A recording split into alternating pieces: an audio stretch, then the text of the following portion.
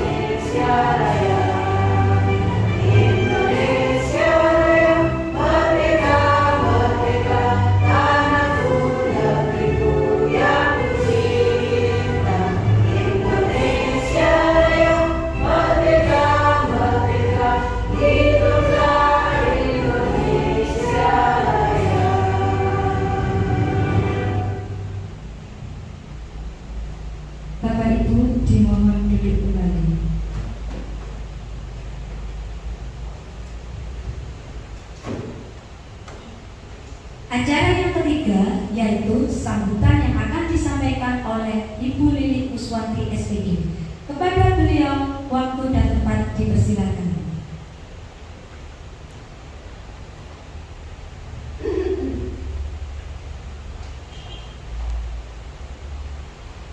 Assalamualaikum warahmatullahi wabarakatuh. Puji syukur kepada Allah Subhanahu wa Ta'ala, karena pada pagi hari ini kita masih diberi kesehatan sehingga kita bisa mengikuti kegiatan aksi nyata ngobrol satu di tempat diseminasi budaya positif di SDN Kaki Jalan 1 yang disusun oleh Bu Munit Mujilestari SPDSD yang merupakan calon guru penggerak angkatan 10. Sholawat serta salam tetap tercurahkan kepada junjungan kita Nabi besar Muhammad SAW. Bapak Ibu guru yang sangat saya hormati, marilah bersama-sama kita tetap memberikan dukungan, semangat sehingga Bu Munit bisa melaksanakan kegiatan presentasi pada pagi hari ini dengan lancar dan tetap semangat. Saya akhiri. Wassalamualaikum warahmatullahi wabarakatuh.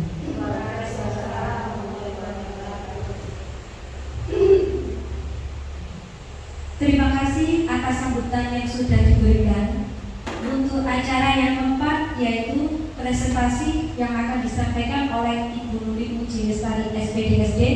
Kepada beliau waktu dan tempat dipersilakan.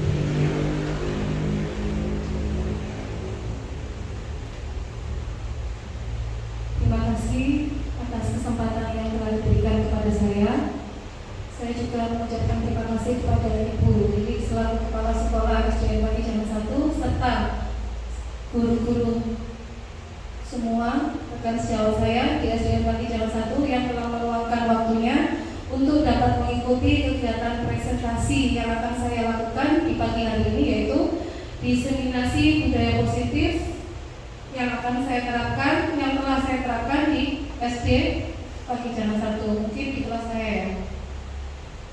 Dan pertama-tama tetap saya mengucapkan rasa syukur atas kehadirat Allah Subhanahu wa Ta'ala, di mana di pagi hari ini kita dapat berkumpul dalam melaksanakan kegiatan ini. Mudah-mudahan kedepannya nanti kegiatan saya ini berjalan dengan lancar. Sebelum saya melakukan presentasi, izinkan saya untuk mengucapkan sebuah pantun ya. Pergi ke pasar membeli terasi, tak lupa juga membeli ikan. Izinkan saya presentasi pada Bapak Ibu guru sekalian. Saya mulai ya. Di sini saya akan mulai presentasi, yaitu menyebarkan pemahaman dan penerapan pengalaman budaya positif. Tujuannya yang pertama yaitu terbentuknya suatu keyakinan kelas. Yang kedua, mewujudkan motivasi dari dalam diri murid. Yang ketiga, menumbuhkan nilai-nilai kebajikan. Serta yang terakhir yaitu terlaksanakannya segitiga restitusi dalam menyelesaikan masalah. Sekarang yang pertama, budaya positif. Apa sih budaya positif itu? Budaya positif merupakan perwujudan dari nilai-nilai atau keyakinan universal yang telah diterapkan di sekolah. Budaya positif dapat mendorong murid yang mampu berpikir, bertindak, dan mencipta sebagai proses memerdekakan dirinya sehingga murid mampu mandiri dan bertanggung jawab. Itu adalah arti dari apa itu budaya positif. Oke Bapak Ibu. Sedangkan konsep inti dari budaya positif terdiri dari beberapa bagian. Yang pertama, nanti saya akan mengulas ada 6 bagian. Yang pertama, perubahan paradigma belajar.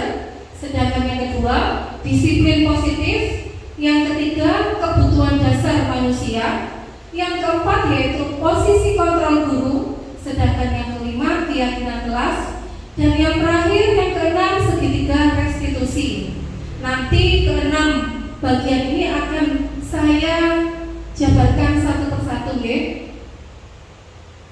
Nah, sekarang kita bahas yang pertama yaitu pembelajaran dengan paradigma baru. Pembelajaran dengan paradigma baru merupakan pembelajaran yang dirancang berdasarkan prinsip pembelajaran berdiferensiasi, sehingga para murid belajar sesuai dengan kebutuhannya berdasarkan tahap perkembangan sesuai teori psikologi modern untuk mewujudkan profil pelajar Pancasila. Sekarang saya mau tanya Ibu dan Bapak guru di sini, apa saja keenam dimensi yang ada pada profil pelajar Pancasila? Masih ingat? Mandiri, betul Bu Erti. Yang kedua, gotong royong, pinter. Yang ketiga, kreatif. Yang keempat, bernalar kritis. Yang kelima, berkebinekaan global. Yang keenam, beriman, bertakwa kepada Tuhan Yang Maha Esa dan berakhlak mulia. Itu yang kita pegang sekarang, 6 dimensi dari profil pelajar Pancasila. Sekarang yang kedua, kita membahas tentang disiplin positif. Apa sih disiplin positif itu? Arti dari disiplin positif adalah pembiasaan hal yang baik, mencakup sikap atau perilaku maupun tutur kata oleh seluruh warga di sekolah, terutama bagi murid agar dapat berkembang menjadi pribadi yang kritis, mandiri, dan bertanggung jawab. Sebagai pendidik, tujuan kita adalah menciptakan murid yang memiliki disiplin diri sehingga mereka berperilaku mengacu kepada nilai-nilai kebajikan universal dan memiliki motivasi dalam diri menuju perubahan perilaku ke arah yang lebih baik. Itu pengertian dari disiplin positif dan tujuan kita sebagai guru. Ya. Sedangkan selanjutnya, apa sih nilai-nilai kebajikan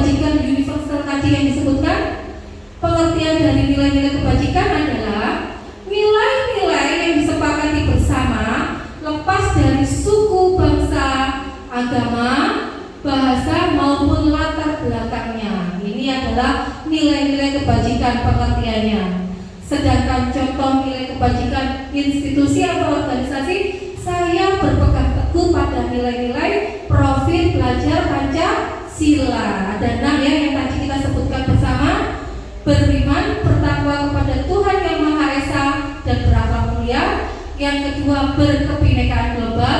Yang ketiga, bergotong royong, mandiri, kreatif, dan bernalar kritis.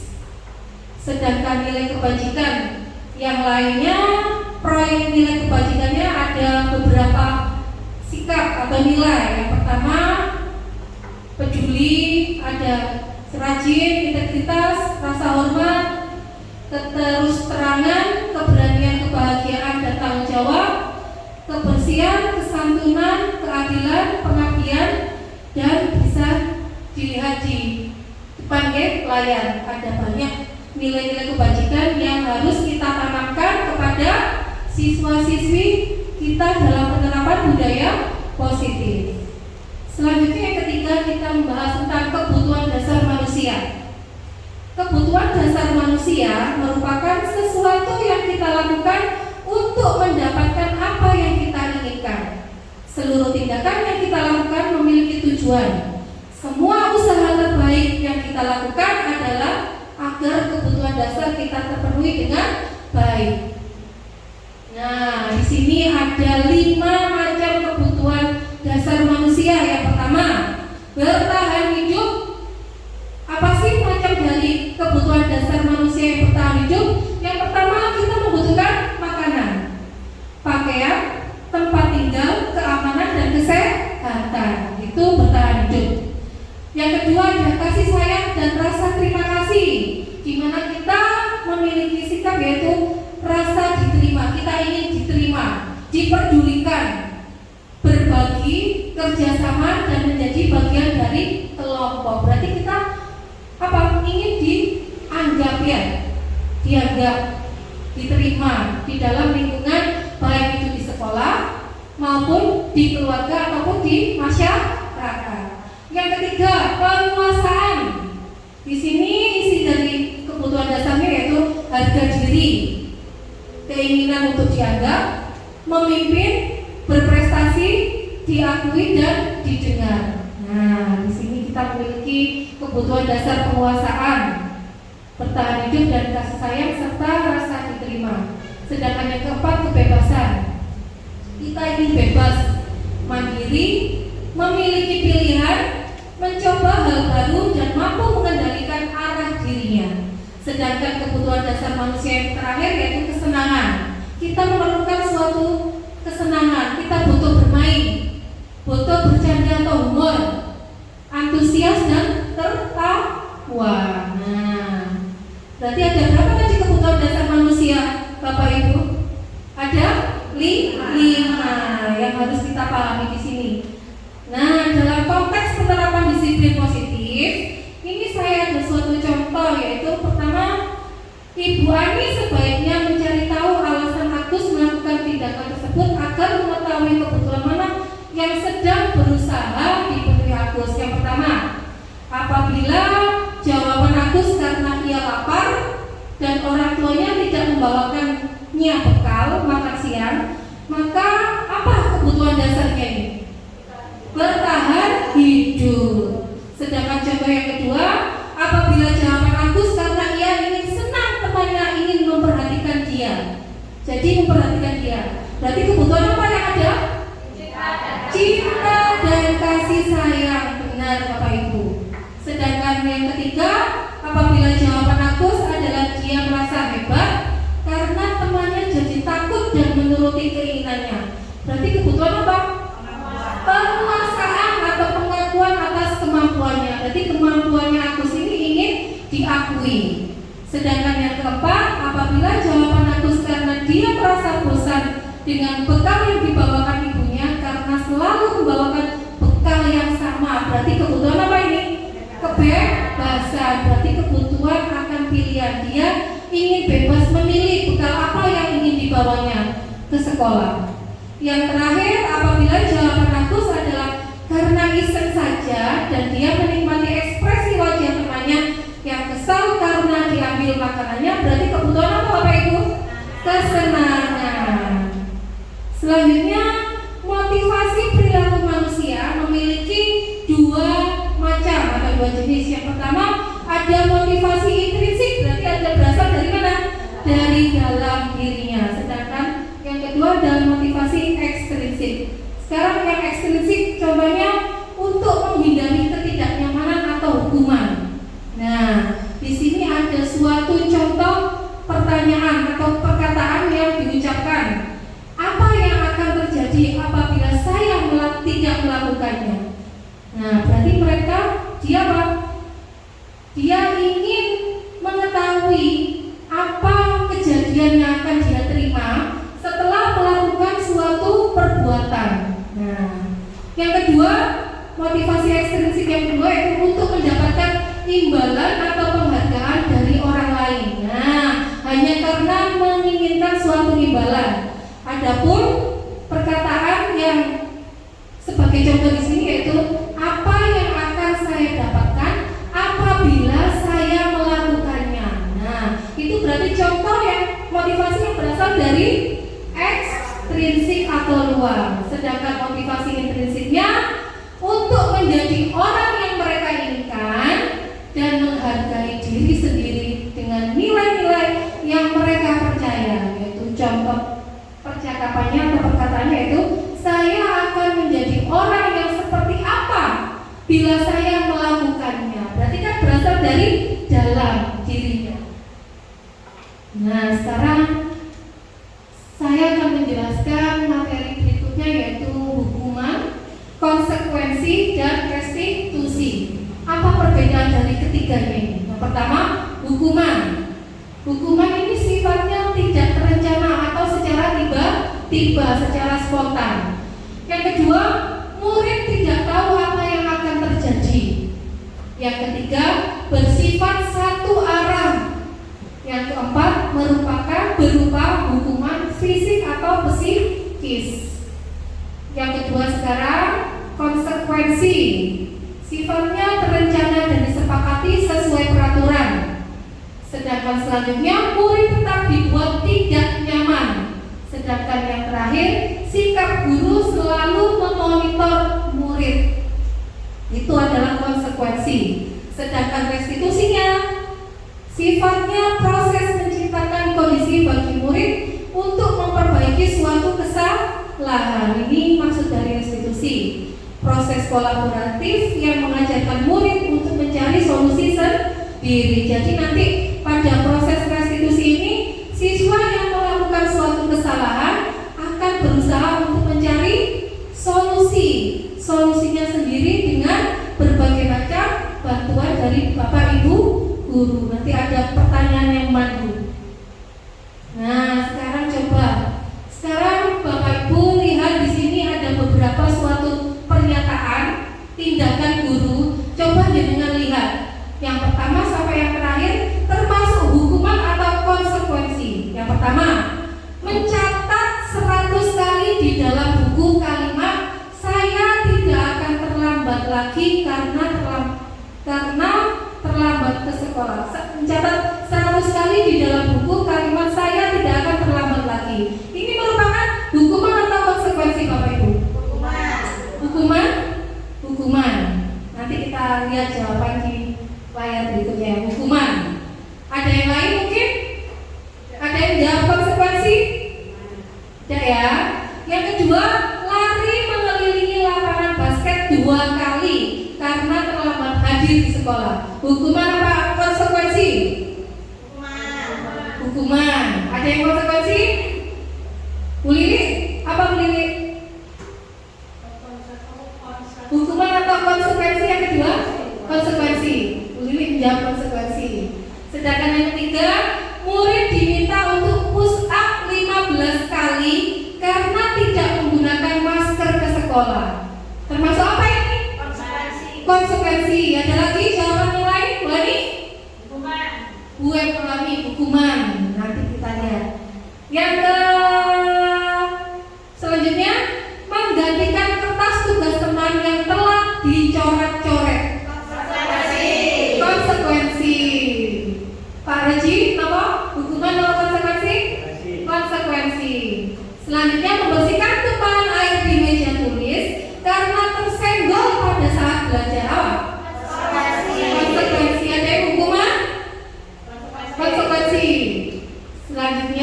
meminta murid tidak mengenakan sepatu seharian di sekolah karena tidak mengenakan sepatu hitam. Hukuman. Pak Redi, hukuman atau konsekuensi?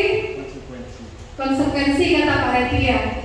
Sekarang lari mengelilingi lapangan basket 2 kali karena terlambat 10 menit untuk pelajaran PJOK. Apa? Hukuman atau konsekuensi? Konsekuensi. Nah, tadi sudah menjawab semua pertanyaan. Sekarang coba kita lihat jawabannya. Mulai tadi jawab yang kedua ya. Lari mengelilingi lapangan basket 2 kali karena terlambat hadir di sekolah. Termasuk apa Bu Lili? Hukuman. Karena apa? Berhubungan dengan fisik ya. Nah, yang pertama mencatat 100 kali berarti melakukan tindakan ya. Kan nanti menimbulkan rasa capek pada siswa, itu merupakan hukuman. Yang kedua lari mengelilingi lapangan basket juga termasuk hukuman. Yang ketiga push up jelas ya termasuk hukuman. Nah, mengganti kertas teman yang telah dicoret-coret ini termasuk konsekuensi. Sama membersihkan tumpahan itu juga konsekuensi. Untuk melepas sepatu, untuk disuruh untuk mengenakan sepatu seharian, tidak mengenakan sepatu seharian itu termasuk hukuman. Lari mengelilingi basket 2 kali karena terlambat, konsekuensi. Nah, sekarang perbedaan antara hukuman dan konsekuensi.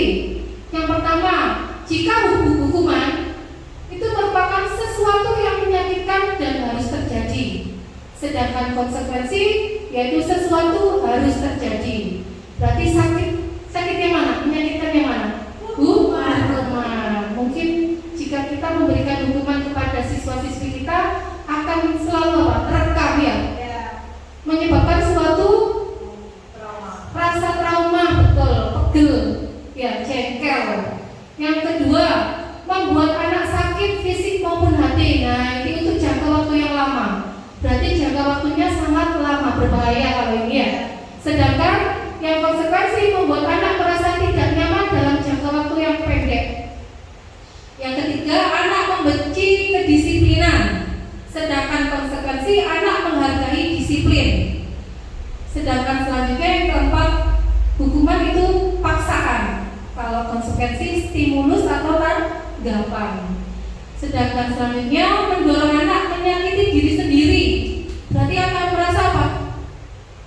Merasa benci dengan dirinya sendiri karena telah melakukan suatu kesalahan. Mendorong anak agar mudah menyesuaikan diri. Konsep diri yang buruk itu termasuk hukuman, sedangkan konsekuensinya konsep diri yang baik. Sedangkan selanjutnya anak belajar untuk menyembunyikan kesalahan. Berarti cenderung akan apa? Berbohong. Sedangkan konsekuensi anak belajar untuk mematuhi peraturan. Yang terakhir, marah, rasa bersalah, dipermalukan, merasa tidak dihargai. Itu hukuman. Sedangkan konsekuensi kehilangan hak, dibuat tidak nyaman, diasingkan untuk sementara atau time out. Nah, sudah merasa jenuh ya? Ayo kita melakukan apa? Ice breathing sejenak untuk menghilangkan kejenuhan kita. Monggo Bapak Ibu bisa berdiri sebentar untuk melakukan ice breathing. Sudah siap semua?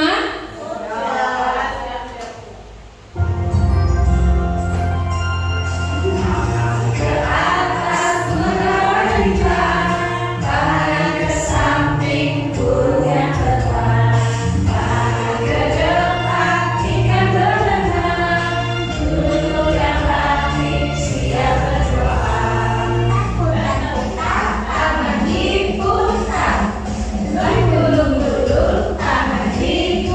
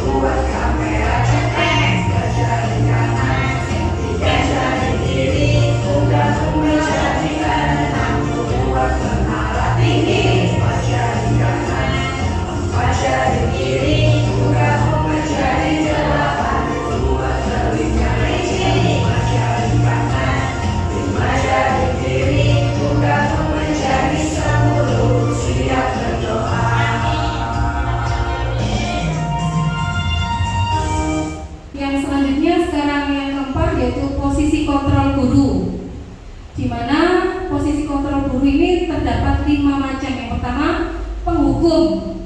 Yang kedua, pembuat merasa bersalah. Yang ketiga, teman. Yang keempat, pemantau. Yang kelima, manajer. Ini adalah posisi kontrol guru yang akan kita terapkan pada waktu siswa kita menghadapi suatu permasalahan, melakukan suatu permasalahan. Selanjutnya, nah ini Adi yang terlambat hadir di sekolah. Contoh dari penghukum, kita berperan sebagai kontrol penghukum, yaitu nada suara tinggi, bahasa tubuh, mata melotot, dan jari menunjuk dan menghardik. Mungkin kita pernah melakukannya ya, mendeli muridnya sing melakukan kesalahan, sing nambeng, sering ya. Mungkin pada posisi penghukum ini sering kita lakukan. Nah, terlambat lagi, pasti terlambat lagi, selalu datang terlambat. Kapan bisa datang tepat waktu? Nah, itu contoh percakapan yang kita sering lontarkan kepada siswa yang datang terlambat. Tanyakan pada diri Anda, bagaimana perasaan murid bila guru berbicara seperti itu pada saat muridnya datang terlambat. Nah, selanjutnya yaitu hasilnya, kemungkinan murid marah dan mendendam atau bersifat agresif. Bisa jadi sesudah kembali duduk, murid tersebut akan mencoret-coret bukunya atau mejanya atau meja tulisnya. Lebih buruk lagi, sepulang sekolah, murid melihat motor atau mobil bapak ibu guru dan akan menggores kendaraan tersebut dengan paku. Itu kemungkinan hal yang terjadi akibat dari kita melakukan suatu hukuman bersifat sebagai posisi kontrol hukum. Yang kedua, membuat merasa bersalah. Nada suara memelas, halus, sedih, bahasa tubuh merapat pada anak, lesu. Adi, kamu ini bagaimana ya? Kamu sudah berjanji dengan ibu tidak akan terlambat lagi. Kamu kenapa ya senang sekali mengecewakan ibu? Ibu benar-benar kecewa sekali. Nah, berarti siswa akan merasa apa? Bersalah dengan kata-kata ibu gurunya tadi, bapak ibu guru tadi. Sedangkan selanjutnya hasilnya.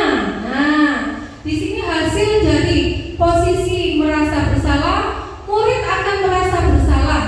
Bersalah telah mengecewakan ibu atau bapak gurunya. Murid akan merasa menjadi orang yang gagal dan tidak sanggup membahagiakan orang lain. Kadangkala sikap seperti ini lebih berbahaya dari sikap penghukum. Karena apa?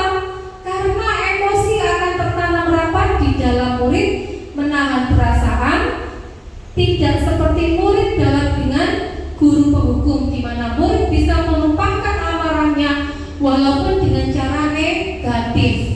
Pelampiasannya tadi perbuatan yang negatif. Murid tertekan seperti inilah yang tiba-tiba bisa meletus amarahnya dan bisa menyakiti diri sendiri ataupun orang lain. Selanjutnya, teman sekarang, posisi kontrol sebagai teman. Nada suara ramah, akrab dan bercanda, bahasa tubuh merapat pada murid, mata dan senyum jenaka. Berarti guru seolah-olah menjadi teman siswanya. Nah, di sini Adi, ayolah, bagaimana sih kamu? Kemarin kamu kan sudah berjanji kepada bapak ibu, bukan? Kenapa terlambat lagi? Sambil tertawa ringan. Berarti suasananya tidak apa? Tidak tegang ya. Ya sudah, tidak apa-apa. Duduk dulu sana. Nanti Pak Guru bantu kamu ini, sambil senyum-senyum. Bagaimana perasaan murid dengan sikap guru yang seperti ini, Bapak Ibu? Senang ya, karena merasa menjadi teman dari gurunya sendiri. Hasilnya murid akan merasa senang dan akrab dengan guru. Ini termasuk dampak positif. Hanya saja di sini sisi negatifnya, murid menjadi tergantung pada guru tersebut. Bila ada masalah, dia merasa bisa mengandalkan guru tersebut untuk membantunya. Berarti ketergantungan ya. Berarti merasa, oh itu guruku, pasti pasti iso ngewangi aku nek aku salah. Nah, akibat lainnya yaitu dari posisi teman, Adi hanya akan berbuat sesuatu bila yang menyuruh adalah guru tersebut dan belum tentu berlaku sama guru yang lain. Berarti nuruti pada guru yang dianggap sebagai teman yang tadi, belum tentu akan nurut pada guru yang lainnya. Yang selanjutnya pemantau. Nah, pada posisi pemantau, nada suara datar, bahasa tubuh yang formal. Percakapannya misal contoh, guru, Adi, tahukah kamu jam berapa kita memulai? Adi menjawab, tahu Pak. Guru lagi, kamu terlambat 15 menit. Apakah kamu sudah mengerti konsekuensi yang harus dilakukan bila terlambat? Adi menjawab, paham Pak. Saya harus tinggal kelas pada jam istirahat nanti dan mengerjakan tugas ketinggalan saya. Selanjutnya komen dari gurunya, ya benar. Nanti pada saat jam istirahat kamu harus tinggal di kelas untuk menyelesaikan tugas yang tertinggal tadi. Saya tunggu. Bagaimana perasaan murid yang diperlakukan seperti ini? Nah, hasilnya murid memahami konsekuensi yang harus dijalankan karena telah melanggar salah satu peraturan sekolah. Guru tidak menunjukkan suatu emosi yang berlebihan menjadi marah atau membuat merasa bersalah. Murid tetap dibuat tidak nyaman, yaitu dengan harus tinggal di kelas pada waktu jam istirahat dan mengerjakan tugas guru. Guru tetap harus memantau murid pada saat mengerjakan tugas di jam istirahat karena murid tidak bisa tinggal seorang diri. Sedangkan posisi selanjutnya yaitu manajer, kita sebagai seorang manajer. Nada suara tulus, bahasa tubuh tidak kaku, mendekat ke murid. Nah, contoh percakapannya, Adi, apakah kamu mengetahui jam berapa sekolah dimulai? Tahu Pak, jam 7. Ya, jadi kamu terlambat. Kira-kira bagaimana kamu akan memperbaiki masalah ini? Adi menjawab, saya bisa menanyakan teman saya Pak untuk mengejar tugas yang tertinggal. Baik, itu bisa dilakukan. Apakah besok akan ada masalah untuk kamu agar bisa hadir tepat waktu ke sekolah? Tidak Pak, saya bisa hadir tepat waktu. Guru, baik, saya hargai usahamu untuk memperbaiki diri. Nah, berarti dalam posisi manajer ini nada suaranya tulus, bahasanya tidak kaku, hasil dari perasaan. Bagaimana perasaan murid diperlakukan seperti ini? Nah, pada posisi manajer, maka suara guru sebaiknya tulus, tidak perlu marah, tidak perlu meninggalkan suara, apalagi menunjuk-nunjuk jari ke murid, berkaca pinggang atau bersikap seolah-olah menyesal, tampak sedih sekali akan perbuatan murid ataupun bersenda gurau menempatkan diri sebagai teman murid. Fokus ada pada murid, bukan untuk membahagiakan guru atau orang tua. Murid sudah mengetahui adanya suatu masalah dan sesuatu perlu terjadi. Bila guru mengambil posisi pemantau, guru akan melihat apa konsekuensinya, apa peraturannya. Namun pada posisi manajer ini, guru akan mengembalikan tanggung jawab pada murid untuk mencari jalan keluar permasalahannya, tentu dengan bimbingan seorang guru. Berarti yang memecahkan masalah nanti siswanya sendiri. Posisi kontrol di sini ada suatu kasus, contoh murid tidak mengerjakan tugas yang diberikan guru. Untuk posisi penghukumnya, berdiri dengan sebelah kaki di depan kelas. Nah, itu salah satu contoh posisi guru sebagai seorang penghukum. Sedangkan pembuat merasa bersalah, kesekian kali ibu sudah ingatkan, kamu senang ya melihat ibu terus-terusan bertindak tidak seperti ini. Nah, di benak seorang murid timbul suatu rasa bersalah karena mengecewakan seorang guru. Sedangkan yang ketiga, teman. Ayo dong kamu kerjakan tugasnya. Nanti kalau sudah selesai kita main games. Berarti posisi teman ini seolah-olah menjadi temannya siswa. Selanjutnya pada posisi pemantau, kamu sudah melakukan kesalahan dan sudah mengetahui konsekuensinya. Sekarang selesaikan dan segera kumpulkan. Nah, itu posisi sebagai pemantau.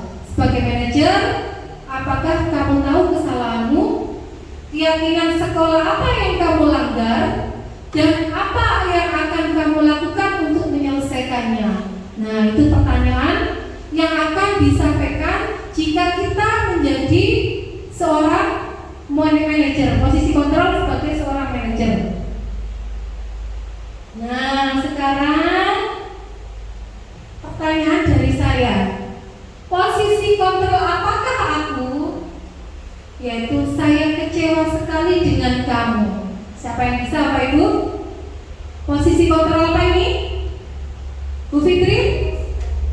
Saya kecewa sekali dengan kamu. Tadi posisi kontrol ada 5. Penghukum, membuat rasa bersalah, teman, manajer, dan pemantau. Nah, yang mana ini antara kelimanya? Yang mana? Membuat rasa bersalah. Coba kita lihat jawabannya. Nah, benar. Berarti posisi kontrol sebagai pembuat merasa bersalah. Kalau ini, kamu tidak pernah benar melakukannya. Sekarang keliling lapangan 3 kali. Nah, posisi kontrol apa? Penghukum. Iya benar, Ibu Ani, sebagai penghukum. Sedangkan selanjutnya yang ketiga, kira-kira apa ya posisi kontrol ini? Kira-kira bagaimana kamu akan memperbaiki masalah ini? Manajer, ada yang jawab teman. Kita lihat bersama jawabannya. Ini adalah posisi manajer. Karena apa? Seorang siswa disuruh menyelesaikan sendiri permasalahannya. Selanjutnya, nah, apa ini? Ayolah lakukan demi Bapak Ibu. Posisi apa ini? Teman. Nah, kata-katanya sudah menjurus bahwa Bapak Ibu guru adalah berposisi pada teman siswa. Nah, sekarang selanjutnya posisi apa, Bu Ami? Kamu terlambat 15 menit. Apakah kamu sudah mengerti konsekuensi yang dilakukan bila terlambat? Apa, Bu Ami? Posisi apa, Bu Ami? Ayo, siapa yang bisa? Pemantau, pintar ya. Ini adalah posisi pemantau. Karena sudah tahu konsekuensi yang akan diterima itu apa, dia tidak tahu. Sekarang yang kelima, tentang keyakinan kelas. Keyakinan kelas itu apa sih? Keyakinan kelas merupakan kesepakatan kelas yang diyakini bersama guru dan murid dengan harapan dapat meningkatkan kedisiplinan murid. Keyakinan kelas berupa pernyataan universal, dibuat dalam bentuk positif dan bersifat abstrak. Keyakinan kelas sebenarnya tidak terlalu banyak sehingga mudah diingat dan dipahami. Semua warga kelas ikut berkontribusi dalam pembuatan keyakinan kelas lewat kegiatan mengutarakan pendapat. Nah, ini adalah suatu keyakinan yang akan kita lakukan, atau mungkin Bu Guru di sini sudah pernah melakukan kan? Nah, nanti pada awal pembelajaran di tahun ajaran baru mungkin bisa dilakukan membuat suatu keyakinan kelas bersama siswa-siswinya. Berarti apa? Yang harus dilakukan, kata-katanya harus apa? Singkat dan mudah diingat oleh siswanya. Di sini ada perbedaan antara peraturan dan keyakinan. Keyakinan dengan yang pertama,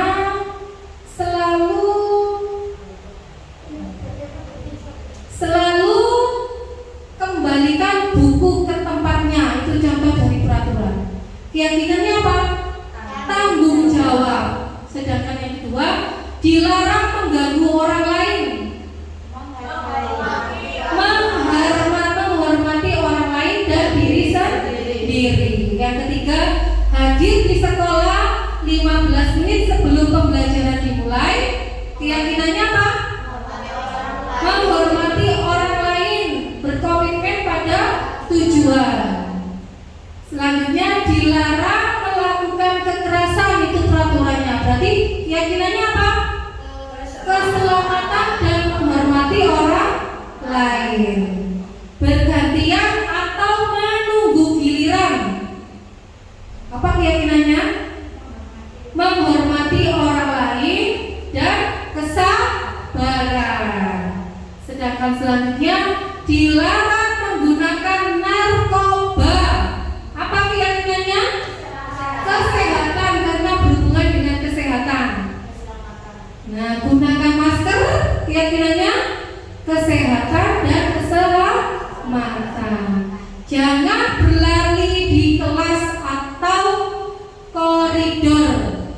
Keyakinannya keselamatan dan keamanan. Nah, itu contoh dari sikap yang diambil dari peraturan untuk dijadikan suatu keyakinan. Kata-katanya harus seperti itu. Di sini ada contoh. Kemarin saya telah membuat kesepakatan kelas bersama siswa-siswi saya di kelas 2A. Mungkin saya akan menampilkan secara singkat.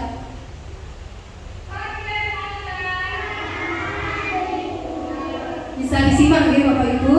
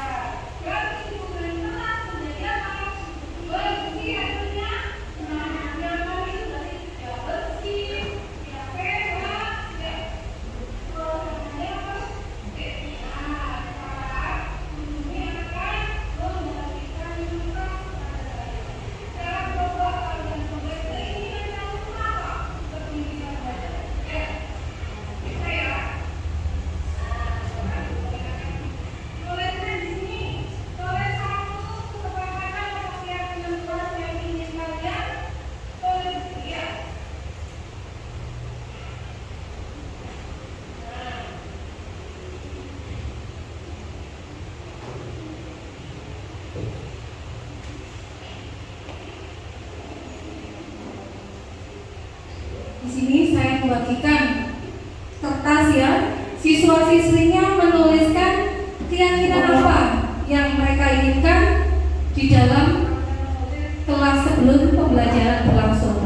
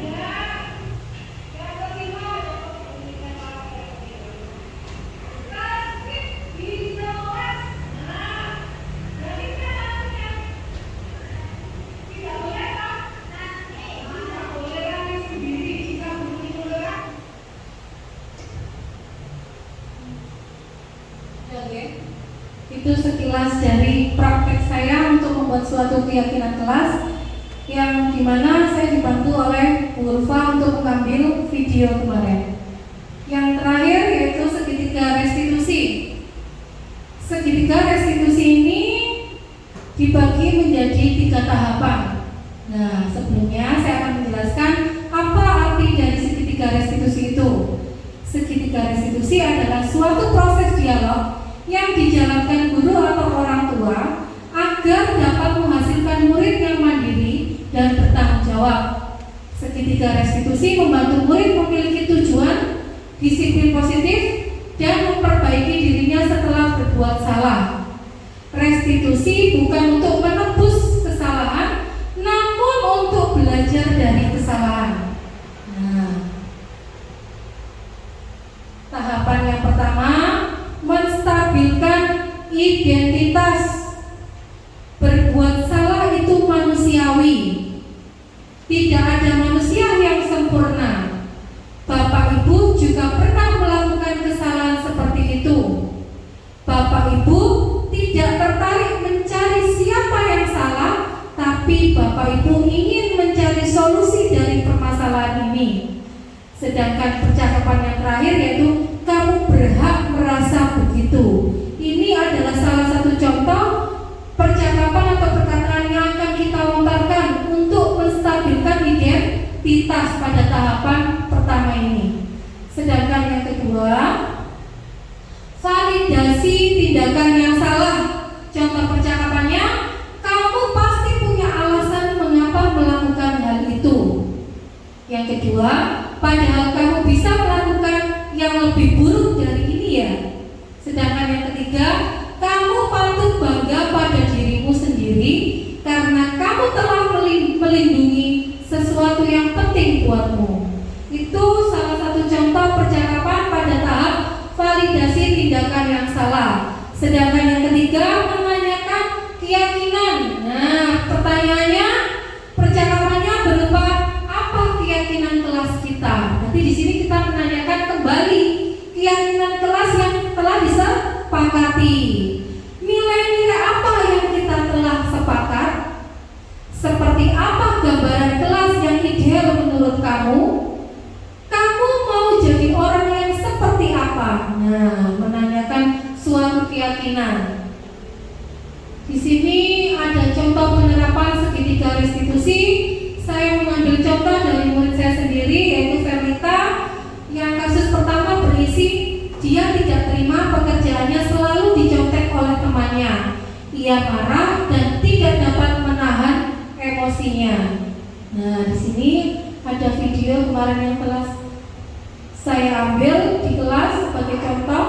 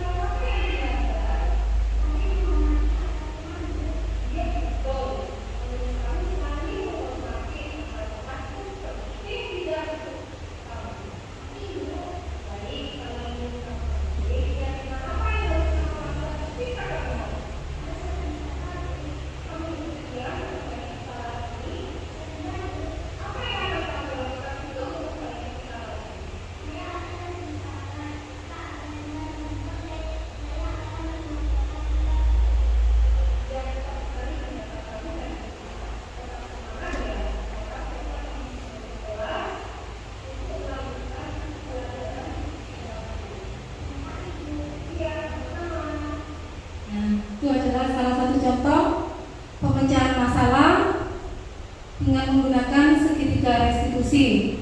Untuk kasus kedua, contohnya Verita datang terlambat di sekolah sehingga tidak melaksanakan piket kelas. Verita datang terlambat karena keasikan menonton televisi hingga larut malam.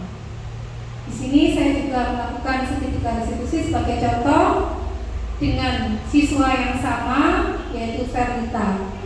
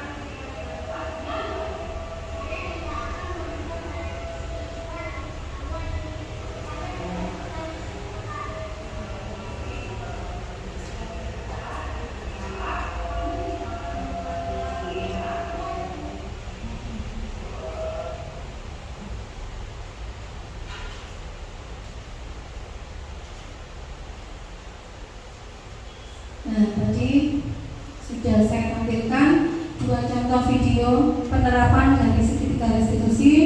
Ada dua kasus ya. Di situ siswa mencoba untuk menyelesaikan masalah sendiri, kesalahan apa yang tadi dilaksanakan dan apa solusinya. Sekarang tahap berikutnya yaitu sesi sharing atau mengajukan pertanyaan.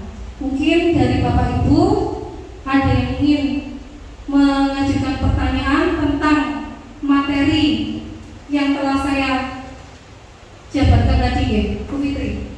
Monggo Bu Fitri. Baik, terima kasih atas kesempatannya. Bu Nuni, saya akan bertanya, menurut Anda, apakah efektif penggunaan segitiga restitusi itu pada siswa kelas 2? Sebutkan alasannya Bu Nuni. Terima kasih Bu Fitri atas pertanyaan yang telah diajukan. Pertanyaannya Bu Fitri, menurut Anda apakah efektif penggunaan segitiga restitusi itu pada siswa kelas 2 dan berikan alasannya? Oke. Menurut saya sangat efektif Bu Fitri ya. Karena apa? Efektif sekali penggunaan segitiga restitusi pada siswa kelas 2 karena menggunakan metode segitiga restitusi ini itu merupakan sebuah cara untuk menanamkan disiplin positif pada siswa tanpa harus melakukan menghakimi. Nah, melainkan dengan cara memberikan kesempatan kepada siswa secara bebas untuk memperbaiki kesalahan mereka dengan kesadaran mereka sendiri.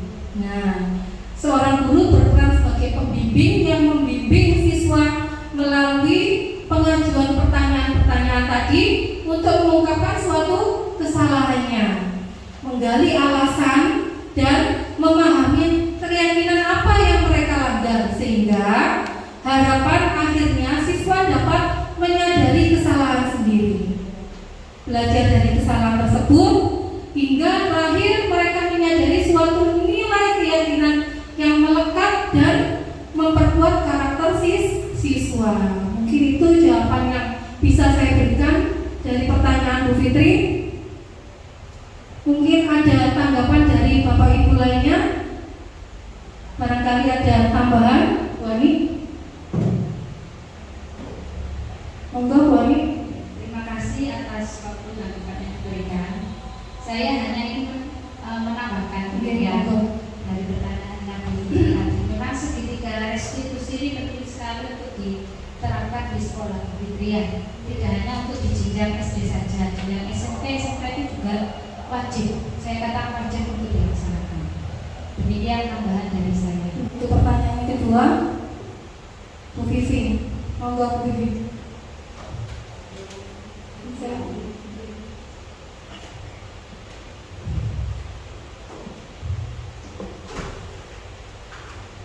Sebelumnya saya ucapkan terima kasih Bu Nuni, materi yang jenengan sampaikan ini menarik sekali. Saya fokus ke materi yang sampai sajikan di kontrol guru. Tadi kalau tidak salah ada 5 poin kontrol guru. Di kelas kita banyak menemui kasus, biasanya kalau ada murid yang tidak mengerjakan tugas, itu kita hukum disuruh berdiri di depan kelas. Pertanyaannya, apakah Anda setuju dengan hukuman tersebut? Jelaskan. Lalu hukuman apa yang sebaiknya diberikan kepada anak tersebut? Terima kasih. Terima kasih Bu Vivi. Mungkin saya akan mencoba untuk jawab pertanyaan dari Bu Vivi, yaitu mungkin saya tidak akan setuju dengan memberikan hukuman berdiri di depan kelas, karena itu tadi kan sudah saya jelaskan di depan, akan menimbulkan rasa malu, ya. Anak akan merasa malu, bersalah serta rendah diri. Masalah yang muncul yaitu tidak mengerjakan tugas, belum ada solusinya. Alasannya mengapa siswa tidak mengerjakan tugas pun juga belum diketahui. Jadi karena mungkin siswa punya alasan sehingga mereka melakukan suatu kesalahan. Hukuman tidak perlu diberikan kepada anak yang tidak mengerjakan tugas. Jadi tetapi perlu dibicarakan bersama solusinya seperti apa. Nah, hukuman pun akan membuat anak menjadi lebih rendah diri dan merasa bersalah, berarti merasa minder Bu Vivi. Nah, sehingga anak merasa tidak percaya diri, mampu memperbaiki kesalahannya. Hal yang sebaiknya dilakukan oleh guru yaitu terhadap siswa tersebut, mungkin kita dengan menerapkan segitiga restitusi tadi. Nah, ada 3 tahapan tadi ya. Ada tadi menstabilkan identitas. Nah, ini yang pertama tadi, kita harus membuat suatu percakapan sekiranya kita bertindak sebagai manajer. Nah, karena apa? 5 posisi tadi yang bagus itu kita harus berpihak menjadi seorang manajer. Nah, memberikan kesempatan kepada siswa kita untuk apa? Bertanggung jawab, mencari solusinya sendiri untuk memecahkan masalahnya. Yang kedua ada validasi tindakan yang salah. Sedangkan yang ketiga menanyakan suatu keyakinan. Nah, mungkin bisa dipecahkan melalui segitiga restitusi ini, Bu Vivi. Nah, hal mencari tahu penyebab anak melakukan suatu kesalahan itu berarti kita harus perlu mencari tahu apa penyebabnya dia melakukan suatu kesalahan. Memvalidasi bahwa anak sadar telah melakukan suatu kesalahan, menstabilkan identitas yang tadi saya jelaskan di depan, kemudian sehingga anak dapat berpikir logis terlepas dari rasa rendah diri dan takut. Nah, kemudian menanyakan keyakinan yang dilanggar serta mendengarkan solusi yang dapat diberikan oleh anak tersebut. Bukan kita ya yang mencari solusi ya, anaknya sendiri. Mungkin Bu Vivi akan bisa memberikan kesempatan kepada anak tersebut ya untuk mencari solusinya sendiri dalam melakukan kesalahan tadi. Mungkin dia tadi tidak melakukan tugasnya ya, mengerjakan tugasnya, ada alasan tertentu, entah karena dia sedang capek atau suatu alasan yang lainnya. Nah, guru dapat menawarkan solusi jika disepakati, siswa dapat menerapkan ke depannya. Jadi kita mencari suatu kesepakatan terhadap solusi tadi. Jika disepakati, monggo dilakukan oleh siswanya tadi. Dia kan sudah setuju apa yang dicari tadi solusinya apa, melalui kesepakatan bersama seorang guru. Nah, mungkin itu yang bisa saya berikan Bu Vivi. Mungkin ada tanggapan lain yang bisa menambahkan? Hujan. Terima kasih atas kesempatannya. Mungkin saya hanya dari jawaban Bu Nuni tadi mengenai hukuman yang cocok untuk anak didik kita.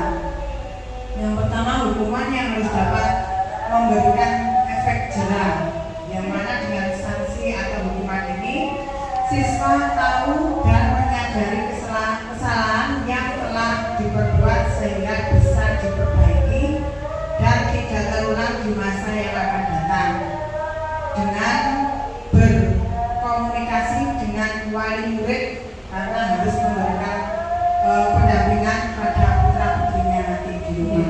Yang kedua, hukuman bersifat edukatif atau mendidik, yang mana hendaknya meningkatkan kedisiplinan bagi siswa. Jangan sampai hukuman ini hanya untuk memuaskan guru dan tidak mengajarkan apapun kepada siswa. Contohnya dengan meminta siswa membersihkan kelas, menghafalkan pelajaran, atau membantu guru di kelas. Mungkin itu tambahan dari saya. Terima kasih. Iya, terima kasih Bunda atas tambahan yang telah diberikan dari pertanyaan Bu Nuni tadi ya. Peran orang tua juga penting mungkin. Jadi kita harus melakukan komunikasi yang baik dengan wali murid tentang perkembangan anak, kekurangan dan kelebihan anak di dalam kelas itu seperti apa harus kita sampaikan. Seperti kemarin saya pernah lihat Bu Vivi telah melakukan apa? Kemarin sudah memanggil wali murid ya, karena ada kasus siswanya mungkin beberapa yang dilakukan oleh siswanya. Nah, mungkin salah satu contohnya seperti itu. Nah, sekarang pada tahap refleksi, mungkin ada Bapak Ibu yang bisa memberikan refleksi tentang apa pembelajaran yang tadi sudah saya jabarkan di sini tentang diseminasi budaya positif. Monggo, Bu Erli. Monggo. Mungkin bisa berdiri, Bu Erli. Assalamualaikum warahmatullahi wabarakatuh. Waalaikumsalam warahmatullahi wabarakatuh. Terima kasih kepada Bu Nuni sudah memberikan kesempatan dan teman-teman sekalian. Refleksi dari kegiatan ini, Ya. Yang pertama, salah satunya, yang pertama, pembelajaran apa saja yang Bapak Ibu peroleh dari presentasi yang sudah Bu Nuni jabarkan. Kemudian secara tidak sadar, apa Bapak Ibu sudah menerapkan budaya positif ini. Kemudian refleksi yang ketiga, bagaimana perasaan Bapak Ibu setelah mengikuti presentasi ini. Berdasarkan ulasan tadi, melalui diseminasi budaya positif yang sudah panjenengan jabarkan tadi, disiplin positif itu bisa menciptakan anak-anak untuk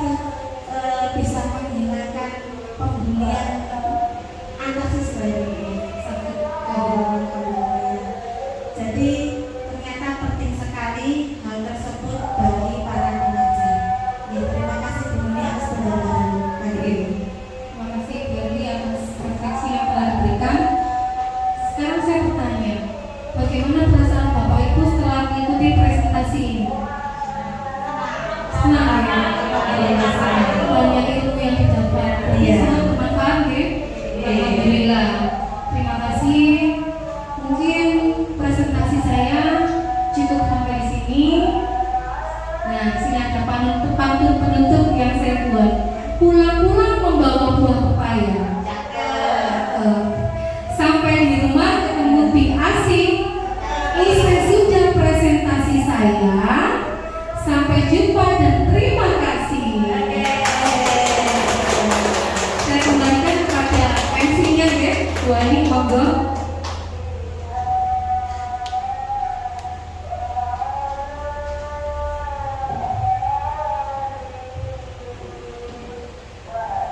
Terima kasih atas presentasi yang sudah dipaparkan oleh Gubernur Puji Lestari SDGSD. Acara yang terakhir yaitu pembacaan doa yang akan dipimpin oleh Pak Fatul Basir SDG. Waktu dan tempat dipersilakan.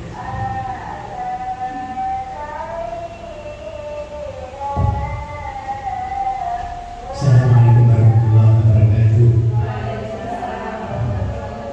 Mari kita